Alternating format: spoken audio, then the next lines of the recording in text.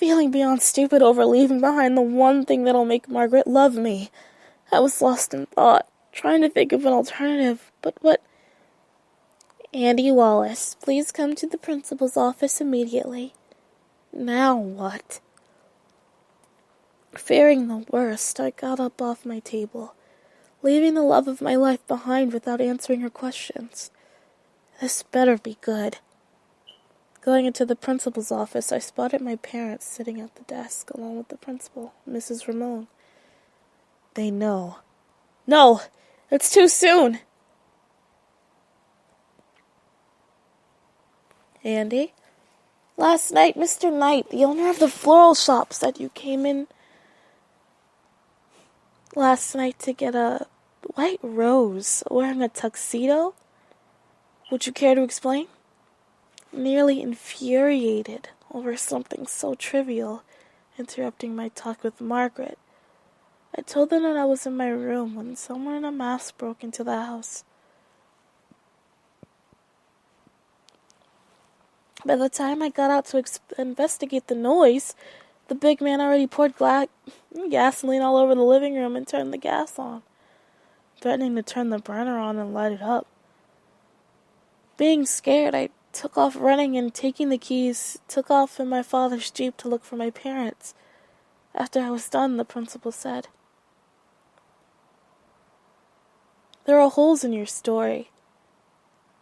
Your father explained to me and the police that, for that matter, that he hid his keys so that he'd never lose them by accident. And this big masked man you speak of hasn't been seen. And Mrs. Garrison, your neighbor to the right, whose house caught fire, second after the fire spread, saw you walk out of your house as calm as he could be, and knocked over several trash cans before driving east like a bat out of hell. Other neighbors have seen the same thing. And one last note. The firemen determined the start of the fire was in your room. So can you please tell us what really happened before we get the police involved? Like the whereabouts of your father's Jeep?" I was dumbstruck and also infuriated. They figured it out that fast. And now they're going to get the police involved. They had the actual nerve. No. They dared to get in the way of the only thing that gave me light. That gave me hope. My Margaret. There was nothing I could say. There was nothing I wanted to say to any of them. Only Margaret mattered to me. Before either my parents or the principal could do or say anything else, I bolted out of there, ignoring the yells, the voices, and any noise, period. I needed a plan. I had to get out and regroup my thoughts. For the first time in my life, I was scared. Though my newly formed fear would be replaced with anger. Why, God? Why did you let this happen? I've never done anything wrong, and the only times I did were out of love. What's wrong with going the extra mile for love? Especially for someone like me, who's never been loved, never been acknowledged in his whole life until she came. The one who gave me something. A light. Someone who actually meant something to me. Just why? I don't remember much after that. It's all a blur. I remember pushing, yelling, screaming. People trying to stop me. But I was too fast. Someone did come in front of me and tried to stop me. But I had a pencil on me. I didn't care at that point. I took it out and stabbed the bitch until she fell, covered in blood. More screaming, more yells. I didn't care. I had to get out of there and hide back at the barn. Reorganize a plan. It's too late for prom. Shit. It's too late! That realization nearly broke my state of blurred determination of escaping, making me stop in my tracks.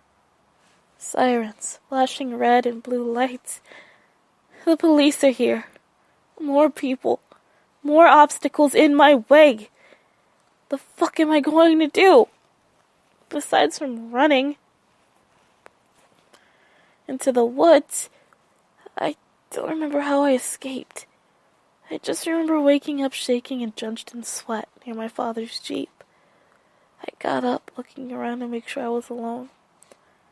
Thankfully I was. Thank you, God. Forgive me for my doubts of those escaping. You do want to see me and Margaret together. You do want our love to flourish and prosper. But how to do it? Prom was out of the question, or was it? I checked the time on my slightly filthy watch. It was still 5 hours until prom starts.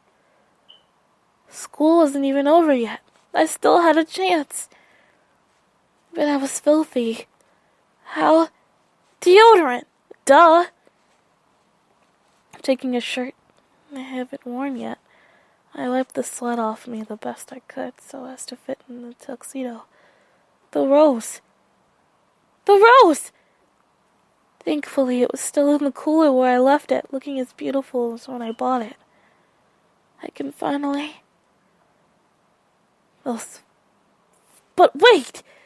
The people would notice. Those fuckers could contact my parents, or worse, the authorities. I couldn't risk that. But you need to see Margaret. You need to give her the rose. Think about all you've been through, and because of it, she'll love you. Yes, that's right. Effort does result in love. You also see it in the movies. Women who are at first resistant will fall for the guy who does the most for her, even if it is considered wrong. It's nearly time. Go get the girl. So getting dressed, I eagerly drove east as fast as this old Jeep would allow. The scenery seemed different from before, but I didn't care. I knew I was going to prom. I knew she'd be waiting for me. If people are meant to be together, then no matter what happens with what one person does, they'll always come back together, whether others liked it or not. It took me a while, but I made it. Despite being after 9, the place was surprisingly deserted. And best of all, no cops.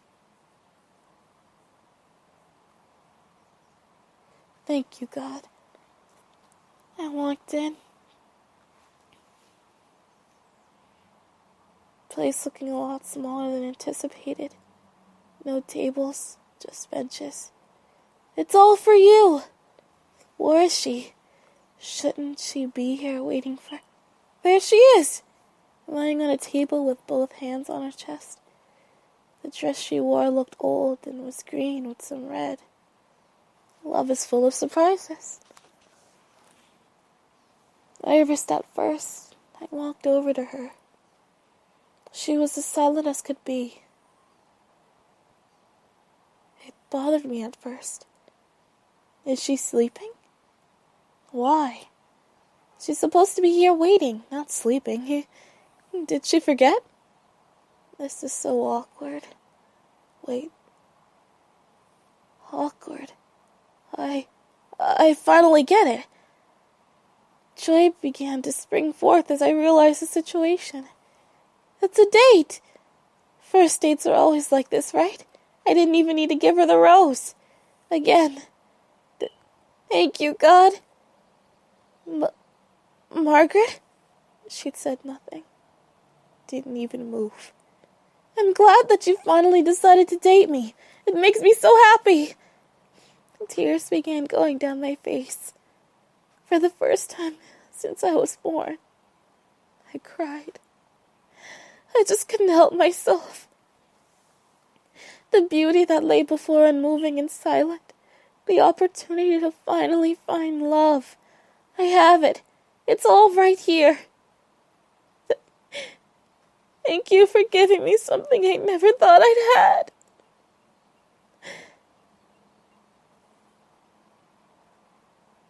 she finally awoke, and with that cheerful voice spoke. I exist only for you. You're the reason why I came to this town. You're my reason for living too. I wiped away my tears, being overjoyed over what I was hearing. Really? Yes. Now, let us come together. Forever. With no second thought, I knew what was to be. And I began to slowly caress her soft. The hell do you think you're doing? Shit. Looking up, and he saw a large man who looked like a guard. As to why a guard would be necessary for a typical high school prom, and he didn't take a second to even question it, since he knew something could go wrong. So, saying goodbye to his love, promising to come back for her, he sprinted out of the exit before the guard and his partner, who came in the room late, could catch him. He got back into his father's Jeep and drove off, leaving the two guards behind. Ah, shit. The funeral director will fire us for coming in late. Well, he didn't look like he stole anything. It doesn't matter if he stole anything, Paul. Mr. Harrisburg will chill our asses off for letting some punk break in, and the doors aren't even locked. Calm down, Charlie. Harrisburg may be cranky, but he ain't gonna go ballistic over something like that. He'll chew us out, sure, but he won't fire us. We're the only security guards for hire in this backwater town. Okay, I suppose you're right. But didn't that kid look familiar? Now that you mention it, yeah. You don't think he's that crazy kid that burned down his own house. And when he was confronted for it at school, he took off running, then killed that girl Margaret Stanton or something, before running into the woods and somehow escaping the cops, do you? Hell, it might have been. But I'm wondering why the hell he'd be here, 16 miles away from his own town. I can understand wanting to get away, don't get me wrong. But who the hell breaks into a funeral home just to fuck a mannequin? Honestly! This is Creepypasta Radio. I love you. Bye-bye.